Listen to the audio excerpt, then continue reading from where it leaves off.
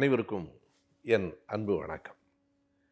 மகாத்மா யார் என்று கேட்டால் ஒரு பள்ளிக்கூடத்து பிள்ளை கூட காந்தியார் தான் என்று சொல்லிவிடும்.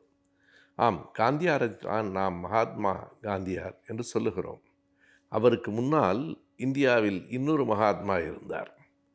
மகாத்மா காந்தியடிகள் இந்திய விடுதலைக்காக போராடியவர். அவருக்கு முன்னால் இருந்த மகாத்மா ஜோதிராவ் புலே சமூக விடுதலைக்காக போராடியவர். அவர் 19ஆம் நூற்றாண்டில் பிறந்தவர். 1827ஆம் ஆண்டு ஏப்ரல் 11ஆம் நாள் மராத்தியத்தில் பூனாவில் பிறந்தவர்தான் ஜோதிராவ் புலே. அவர் என்ன போராட்டங்களை நிகழ்த்தினார், எதற்காக அவர் மகாத்மா என்று மக்களால் அழைக்கப்பட்டார் என்பதை நாம் ஒவ்வொருவரும் அறிந்து கொண்டாக வேண்டும். இன்றைக்கு காந்தியார் பெயர் தெரிந்த அளவுக்கு மகாத்மா ஜோதிராவ் பூலேயினுடைய பெயர் பலருக்கும் தெரியாது. ஜோதி என்றால் சுடர் என்று பொருள். அவர் உண்மையாகவே ஒரு சுடராக ஒளி வெள்ளமாகத்தான் வாழ்ந்தார். இருள் மண்டி கிடந்த ஒரு தேசத்தில் கல்வி என்னும் ஒளி விளக்கை ஏற்றினார். அதுதான் அவர் செய்த மிகப்பெரிய சமூக விடுதலை. அவருடைய எழுத்துகளில் ஒன்றை நாம் பார்க்கலாம். இந்த நாட்டின் எல்லா சீரழிவுகளுக்கும் கல்வியின்மைதான் காரணம் என்று பூலே உறுதியாக நம்பினார். அப்படியானால் அவருடைய காலத்தில் கல்வி இல்லையா? இருந்தது. ஒரு குறிப்பிட்ட சாராருக்கு மட்டுமானதாக கல்வி இருந்தது. வேத கல்வி இருந்தது, திண்ணை பள்ளிக்கூடம் இருந்தது, குருகுல கல்வி இருந்தது. இந்த பள்ளிக்கூடம் எதிலும் எல்லோரும் படிக்க முடியாது.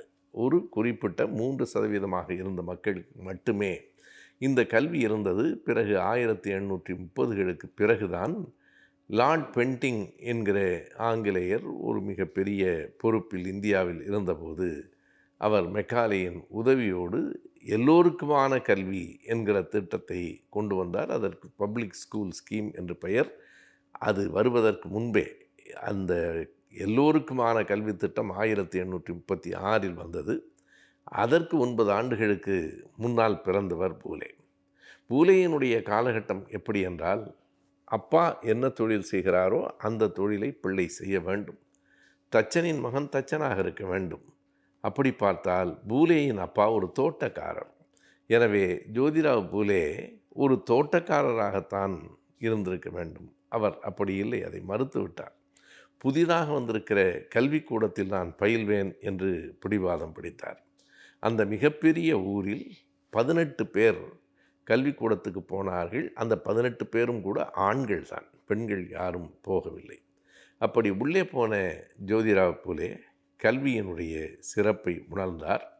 கல்வி என்பது பல புதிய சிந்தனைகளை நமக்குள் கொண்டு வருகிறது என்பதை அறிந்து கொண்டார்.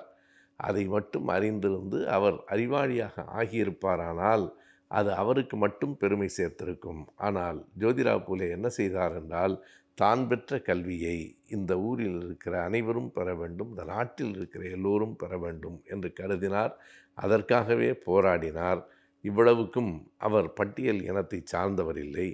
அவர் மற்ற சாதியினரால் ஒதுக்கப்பட்டவர் இல்லை, தீண்டாமைக்கு உள்ளானவர் இல்லை. இருந்தாலும் அந்த தீண்டாமையை அவர் கடுமையாக எதிர்த்தார். மனிதனை பிறப்பின் அடிப்படையில் உயர்ந்தவன் தாழ்ந்தவன் என்று எப்படி சொல்லுவது? எனவே கல்வி எல்லோருக்குமானது என்கிற கட்டத்திற்கு அவர் வந்தார். அதைவிட பெரிய செய்தி என்ன என்றால், எல்லோருக்கும் என்றால் எல்லா ஆண்களுக்கும் என்று அதற்கு பொருள் இல்லை. பெண்கள் ஆண்கள் எல்லோருக்குமானது கல்வி என்று அவர் கருதினார். அவருடைய துணைவியார் சாவித்திரிபாய் பூலேக்கு அவர் கல்வியை கற்றுக் கொடுத்தார். பிறகு பூலே பள்ளியின் ஆசிரியரானார்.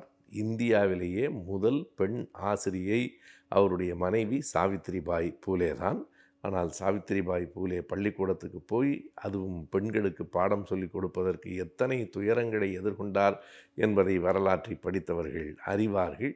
ஜோதிராவ் பூலே, சாவித்திரிபாய் பூலே என்கிற அந்த 2 பேரும் தான் இந்தியாவில் எல்லோருக்கும், எல்லா சாதியினருக்கும், பெண் ஆண் என்கிற வேறுபாடு இல்லாமல் எல்லோருக்குமான கல்வி ஒளியை ஏற்றி வைத்தவர்கள்.